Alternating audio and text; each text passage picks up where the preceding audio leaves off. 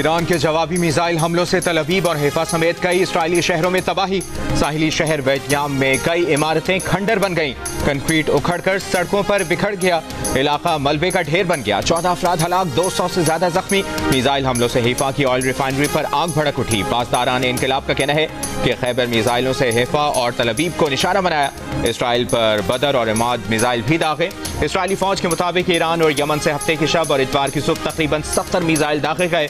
ईरानी हुक्काम के मुताबिक ballistic, hypersonic मिसाइलों और ड्रोन से इसराइली लड़ाका तैयारों को तेल फराहम करने वाली तंसीबात और तवानाई ढांचे को हदफ बनाया गया। ईरान के आर्मी चीफ अमीर हातमी ने खबरदार किया है कि इसराइल पर मौसर और फैसला कुन हमले करेंगे।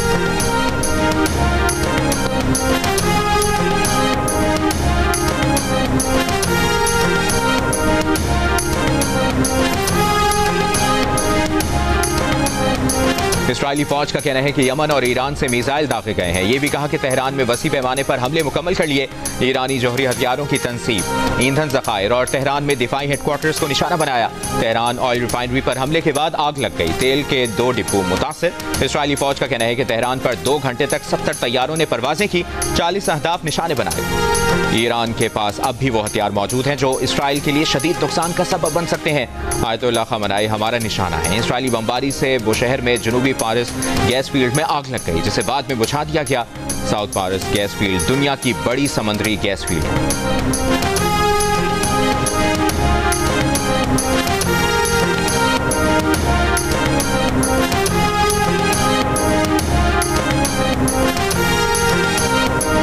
ईरान के वज़ीर ख़ारजा अब्बास इराक़ची ने कहा है कि इसराइल के ईरान में तवानाई के ढांचों पर हमले जंग को खलीज फारस तक ले आए हैं। हमलों में अमरीका बराबर का शरीक है और इसे उसका खुमियाजा भुगतना होगा। ईरान जंग को दीगर मुल्कों तक तोसी नहीं देना चाहता। मजबूर किया गया तो जंग को दीगर ममालिक तक बढ़ाने पर गौर कर सकते हैं। तेहरान में गैर मुल्की सफीरों से गुफ्तगू में अब्बास इराक़ची ने कहा कि ईरान का पुख्ता आज़्म है कि हम जौहरी हथियार नहीं बनाएंगे, अलबत्ता यूरेनियम की अफजूदगी 60% से ज्यादा करने का अमल जारी रखा जाएगा। ईरान किसी ऐसे मुआहदे का हिस्सा नहीं बनेगा जो इसे जौहरी तवानाई के हुसूल से रोके। इसराइल ने एटमी तंसीबात पर हमला करके सुर्ख लाइन अबूर की। अहम ईरानी ओहदेदार को शहीद करके जौहरी मुज़ाकरात सबूताज करने की कोशिश की है।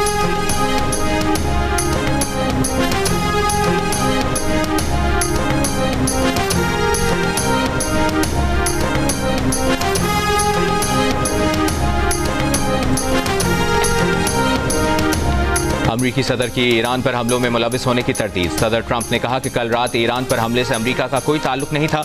ईरान ने अमरीका पर कोई भी हमला किया तो अमरीकी फौज ऐसा जवाब देगी जो पहले कभी नहीं देखा गया होगा। वो ईरान और इसराइल में आसानी से डील करा सकते हैं, तनाज़ा खत्म करा सकते हैं। इसराइली अखबार का कहना है कि इसराइल ने अमरीका से ईरान पर मुहिमजोई में शामिल होने की दरख्वास्त की, जो अमरीका ने मुस्तरद कर दी।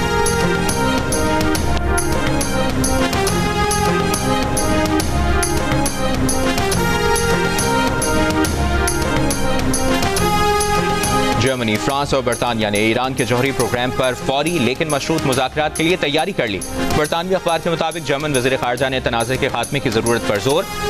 कहा, तीनों मुल्क ईरान को मुज़ाकरात की पेशकश कर रहे हैं। शर्त यह है कि ईरान खित्ते और इसराइल या यूरोप के लिए खतरा न बने।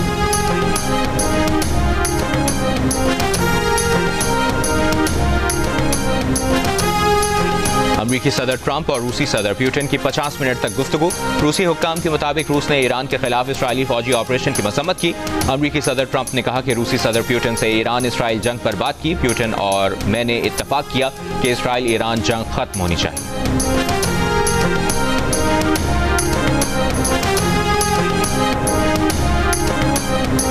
ईरान से मुत्तसिल पंचकोड़ के दोनों क्रॉसिंग पॉइंट्स गैर मुअय्यना मुद्दत के लिए बंद कर दिए गए। ज़िले इंतजामिया के मुताबिक पाबंदियां सूरत हाल के मामूल पर आने तक नाफिज रहेंगी।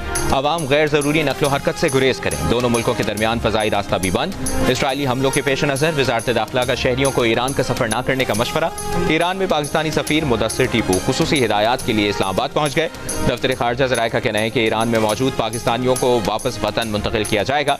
ईरान और इराक में पाकिस्तानी सिफारतखानों के इमरजेंसी नंबर बदस्तूर काम कर रहे हैं।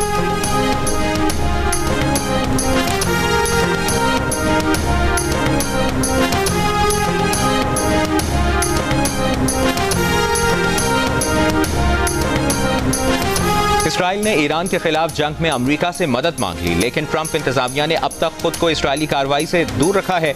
अमेरिकी वेबसाइट एक्सियोस की रिपोर्ट के मुताबिक 2 इसराइली हुक्काम का कहना है कि इसराइल ने गुज़श्ता 48 घंटों के दौरान ट्रंप इंतजामिया से कहा कि वो ईरान के खिलाफ जंग और जौहरी प्रोग्राम को खत्म करने में इसराइल के साथ शामिल हो जाए, लेकिन ट्रंप इंतजामिया ने अब तक खुद को ईरान के खिलाफ इसराइली कार्रवाई से दूर रखा है। अमेरिकी वेबसाइट ने लिखा, एक इसराइली अहदेदार ने दावा किया है कि सदर ट्रंप ने इसराइली वज़ीर-ए-आज़म के साथ गुफ्तगू में जरूरत पड़ने पर ईरान के खिलाफ कार्रवाई में शामिल होने का इंदिया दिया है। व्हाइट हाउस के एक एहलकार ने इसकी तरदीद की।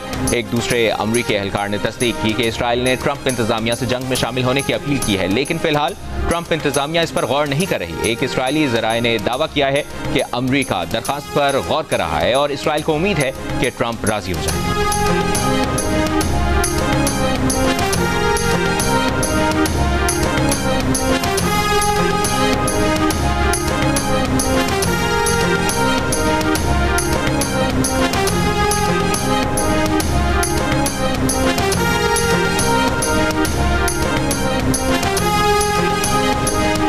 ईरान कब वापस मुज़ाकरात की मेज पर आएगा? क्या ईरान ट्रंप की पेशकश कबूल करेगा? बरतानवी टीवी की सहाफ़ी की ईरान को कसूरवार साबित करने की कोशिशों पर ईरानी प्रोफेसर मोहम्मद मिरंदी का करारा जवाब। कहा, आपके चैनल को अच्छे से मालूम होगा कि ईरान मुज़ाकरात ही कर रहा था। ये ट्रंप ने नेतन्याहू के साथ मिलकर हमले की साजिश की। आप किस तरह हक़ाइक़ को मस्क करते हैं? कुछ तो दयानत से काम कर लें।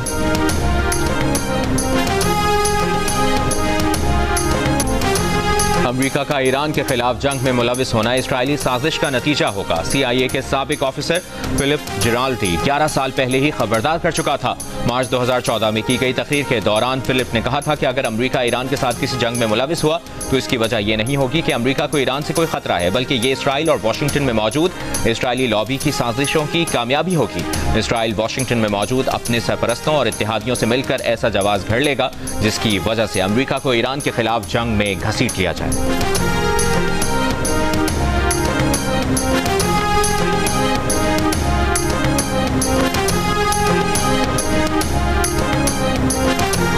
बरतानिया के लड़ाका तैयारे F-35 की भारतीय रियासत केरला के एयरपोर्ट पर हंगामी लैंडिंग। भारतीय मीडिया के मुताबिक तैयारे ने फ्यूल की कमी के बायस हफ्ते की रात हंगामी लैंडिंग की इजाजत तलब की। जेट बरतानिया के प्रिंस ऑफ वेल्स तैयारा बरदार बहरी जहाज का हिस्सा है, जो आजकल भारतीय बहरिया के साथ मुश्तरका मशकों के लिए बहरे हिंद में मौजूद है।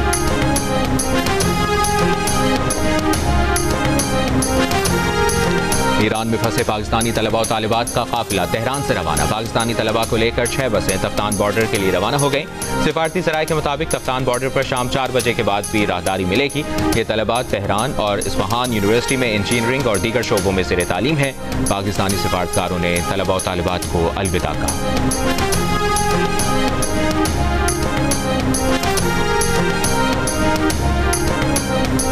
नायब वज़ीर-ए-आज़म और वज़ीर ख़ारजा इसहाक़ डार ने कहा है कि इसराइल ईरान जंग के बायस बदलती सूरत हाल में हुकूमत पाकिस्तानी शहरियों की हिफाजत के लिए ज़रूरी इक़दाम कर रही है। सोशल मीडिया पर पैगाम में इसहाक़ डार ने कहा कि गुज़श्ता रोज़ तक 450 ज़ायरीन को ईरान से पाकिस्तान लाया गया। इराक़ में पाकिस्तानी सफारतखाना फ़ज़ाई हुदूद की बंदिश की वजह से फंसे पाकिस्तानी ज़ायरीन से राब्ते में है। दफ्तर ख़ारजा में क्राइसिस मैनेजमेंट यूनिट 24 घंटे काम कर रहा है।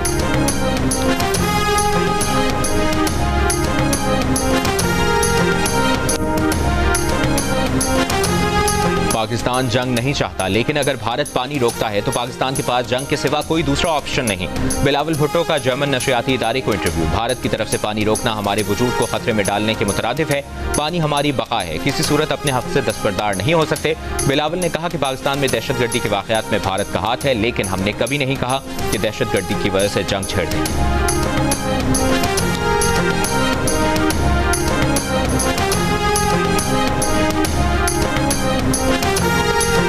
वफाकी वज़ीर ख्वाजा आसिफ ने कहा है कि हकीकत पसंदी से जायजा लिया जाए तो पाकिस्तान अब तक FATF की तमाम ज़रूरियात को पूरा कर चुका है। अब पाकिस्तान का किसी भी लिस्ट में रहने का कोई जवाज़ नहीं।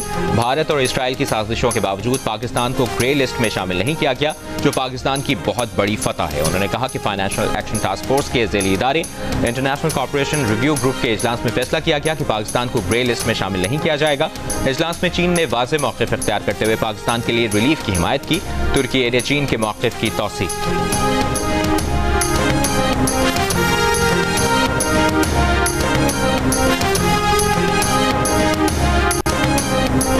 मारूफ सनतकार मोहम्मद अली टब्बा ने कहा है कि एक्सपोर्ट पर तवज्जो देनी होगी। जब तक माइंडसेट चेंज नहीं होगा कारोबार आगे नहीं बढ़ेगा। जियो न्यूज़ की खुसूसी ट्रांसमिशन कर डालो आखिरी मौका में सनतकार आरिफ हबीब का कहना था कि पाकिस्तान में इस वक्त नई इन्वेस्टमेंट की गुंजाइश नहीं। अगर मामलात उनके हाथ में होते तो टैक्स मसाइल पर 3 साल का प्लान देता।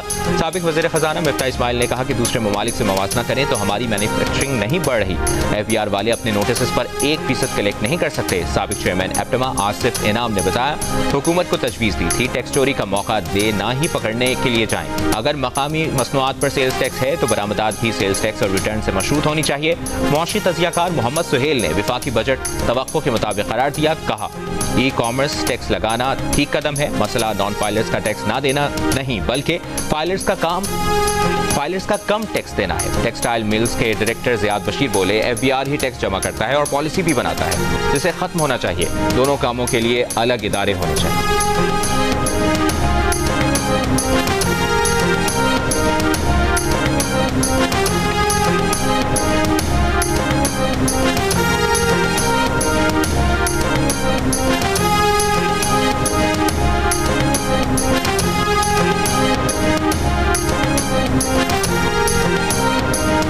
IMF के साथ तय शराइत पर अमल के लिए FBR का 1 जुलाई से डिजिटल प्रोडक्शन ट्रैकिंग सिस्टम के नफाज में तेजी लाने का फैसला। FBR का कहना है कि इन्फोर्समेंट इकदाम ना लेने की सूरत में 700 अरब रुपए के नए टैक्स लगाना पड़ते।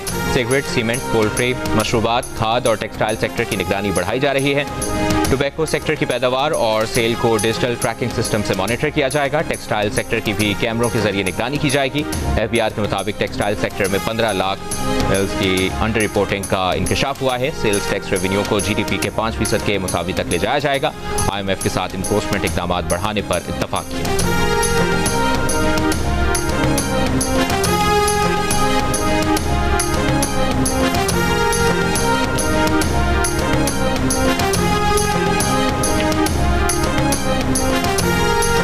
डिजिटल प्लेटफॉर्म्स पर कारोबार करने वालों को सेल्स टैक्स अदा करना पड़ेगा। ऑनलाइन फरोख्त करने वाली कंपनियों को मकामी रजिस्ट्रेशन कराना होगी। सेनेट की कायम कमेटी बराए खजाना के अरकान ने रजिस्ट्रेशन के हवाले से मुजवजा कानून पर तहफ़्फ़ुज़ात का इजहार कर दिया। चेयरमैन FBR ने इस हवाले से मुसवदा असर नौ तैयार करने की यकीन दहानी करा दी।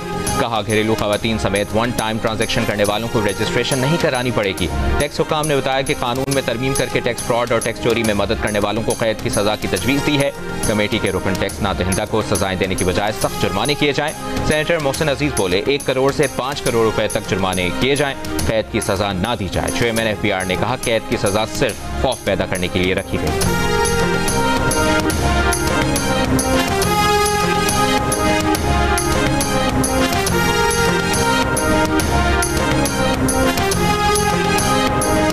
पंजाब का आइंदा माली साल 2025-26 का बजट कल पेश किया जाएगा। 5,300 अरब रुपए से जायद के बजट में से 1,240 अरब रुपए तरक्याती बजट होगा। इसमें से 1,115 अरब रुपए पंजाब हुकूमत अपने लोकल फंड से फराहम करेगी। पंजाब असम्बली के जराये के मुताबिक 4,060 अरब रुपए से जायद रकम गैर तरक्याती कामों के लिए मुख्तस की जाए।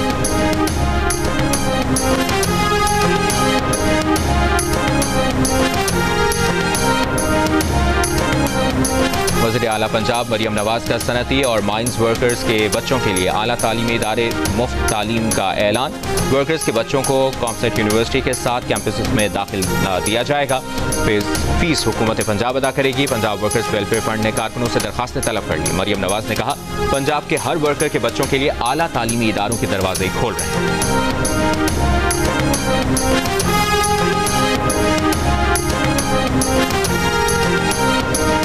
इस्लामाबाद में पीपल्स पार्टी की डिजिटल टीम का मरकजी इजलास। खिताब में सिंध के सीनियर वजीर शर्जील मेमन ने कहा आज की सियासत में डिजिटल मीडिया एक ताकतवर सियासी हथियार बन चुका है। डिजिटल मीडिया की टीम आवाम तक पार्टी का पैगाम पहुंचाने में कलीदी किरदार अदा कर रही है।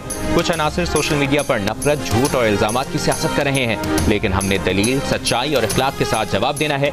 नदीम अफजल चंद ने कहा कि पार्टी की जद्दोजहद आवाम तक पहुँचाना सबकी जिम्मेदारी है। गवर्नर KPK फैसल करीम कुंडी ने कहा कि कुछ कुव्वतें झूठ और फेक न्यूज़ के जरिए नौजवानों को गुमराह कर रही हैं। हमारा फर्ज है कि हम आवाम को सच बताएं और कौमी इत्तेहाद पर मबनी बयानिए को फरोग दें।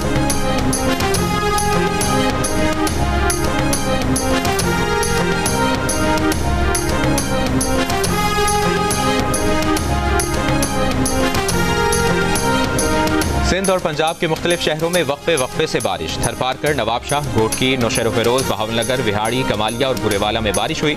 मौसम तब्दील हो गया, गर्मी की शिद्दत कम हो गई। महकमा मौसमियात का कहना है कि आज और कल पंजाब, बालाई खैबर पख्तूनख्वा, सिंध और शिमाल मशरकी बलूचिस्तान के मुख्तलिफ हिस्सों में आंधी चलने और तेज बारिश का इम्कान है। चंद मकामात पर जालाबारी भी हो सकती है। कश्मीर और गिलगित बल्तिस्तान में भी तेज हवाओं के साथ बारिश की पेशगोई की गई है।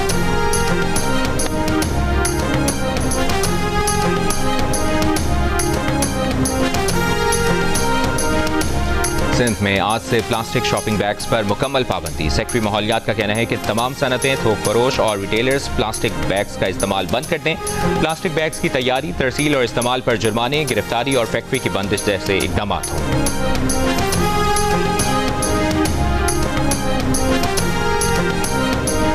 पंजाब और खैबर पख्तूनख्वा पुलिस का मुश्तरका ऑपरेशन। खारजी दहशतगर्द कमांडर मौलवी नजीर हलाक।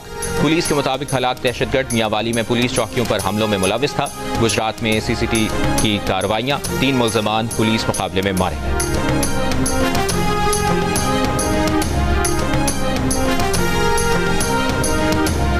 मर्दान में 17 साल कबल पसंद की शादी करने वाले मियाँ बीवी को मुखालफीन ने फायरिंग करके कत्ल कर दिया और फरार हो गए।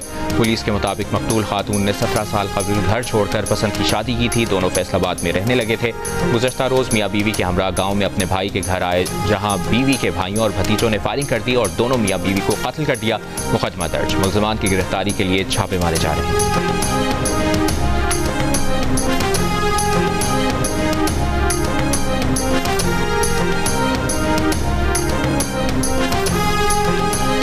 गिलगित के इलाके नगर में कार नाले में गिरने से जाँ बहक 3 अफराद की लाशें निकाल ली गईं। हादसे का एक जख्मी अस्पताल में ज़ेर इलाज। 3 लापता अफराद की तलाश जारी।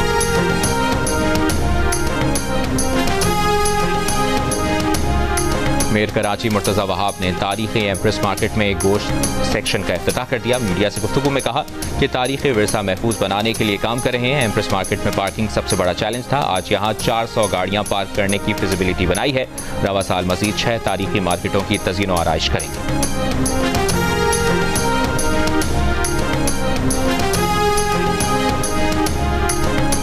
इस्राइली फौज के गजा पर हमले जारी। सुबह से अब तक 23 फलस्तीनी शहीद। खाने के लिए कतार में लगे इमदाद के मुंतज़िर निहत्ते फलस्तीनियों पर इस्राइली फौज की फायरिंग। 11 अफराद शहीद, दर्जनों जख्मी।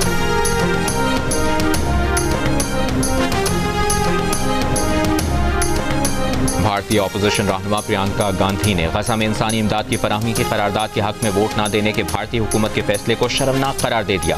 एक बयान में कांग्रेस रहनुमा प्रियंका गांधी ने कहा कि गजा में बच्चों और खवातीन समेत 60,000 फलस्तीनियों के कत्ल के बाद इंसानी इमदाद के हक में वोट न देना शर्मनाक है। भारतीय हुकूमत का फैसला इस मुल्क की साम्राज्य मुखालिफ पॉलिसी से इनहराफ है। नेतन्याहू फलस्तीनी कौम को सफाई हस्ती से मिटा रहा है और मोदी सरकार इस पर जश्न मना रही है।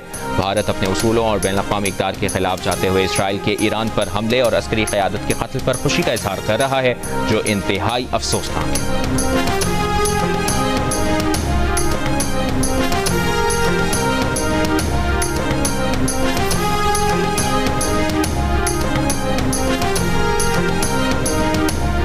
भारतीय शहर पुणे में दरिया पर बना पुल गिर गया। पुल पर मौजूद 20 अफराद दरिया में बह गए। 6 अफराद हलाक, दीगर की तलाश जारी।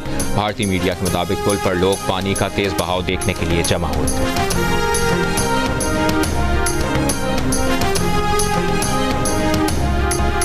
अमरीकी फौज की 250वीं सालगिरह के मौके पर वाशिंगटन DC में फौजी परेड। अमरीकी सदर डोनाल्ड ट्रंप भी 79 बरस के हो गए। शहरियों की बड़ी तादाद ने परेड देखी। अवामी इज्तिमा से खिताब में सदर ट्रंप ने कहा कि अमरीका दुनिया का ताकतवर तरीन मुल्क है और जल्द अजीम तर और पहले से कहीं ज्यादा ताकतवर होगा।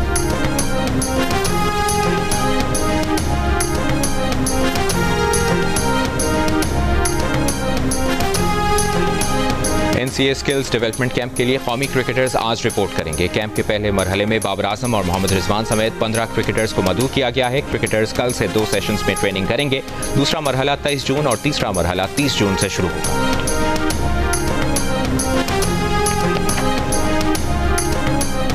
चिंदूर पोलो फेस्टिवल 20 जून से अपर चित्राल में पोलो ग्राउंड में होगा। फेस्टिवल में चित्राल और गिलगित बल्तिस्तान की टीमें मद्दे मुकाबिल होंगी। फ्री स्टाइल पोलो, पैराग्लाइडिंग और रिवायती रक्स भी फेस्टिवल का हिस्सा होंगे। शफकत की सायादार छांव, औलाद का सबसे पहला सुपर हीरो। किसी के अब्बू, किसी के पापा, किसी के डैडी तो किसी के बाबा। दुनिया के गर्म सर्द से महफूज रखकर मेरी परवरिश करने पर मेरे वालिद, आपको सलाम। पाकिस्तान समेत दुनिया भर में आज फादर्स डे मनाया जा रहा है। लोगों का अपने वालिद से मोहब्बत और तशक्कुर का इजहार, सोशल मीडिया पर पैगामात का ढेर, तोहफे, तहाइफ और सरप्राइज डिनर्स का सिलसिला जारी। जल्दी कीजिए, आप भी अपने वालिद को विश करने के लिए कोई अनोखा अंदाज अपनाएं।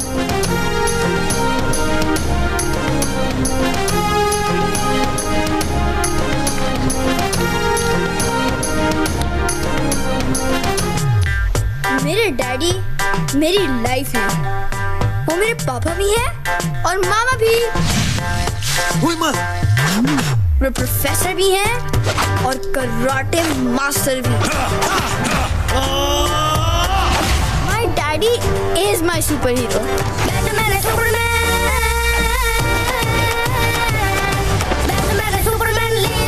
मेरे डैडी सुपर हीरो है।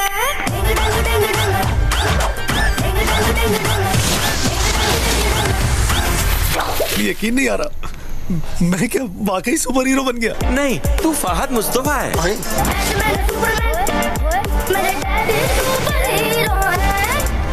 और फादर्स डे पर जियो फिल्म्स और तिलिस्मान स्टूडियोज का बड़ा ऐलान, नई animated feature film My Daddy My Super Hero June 2026 में सिनेमा घरों की जीनत बनेगी।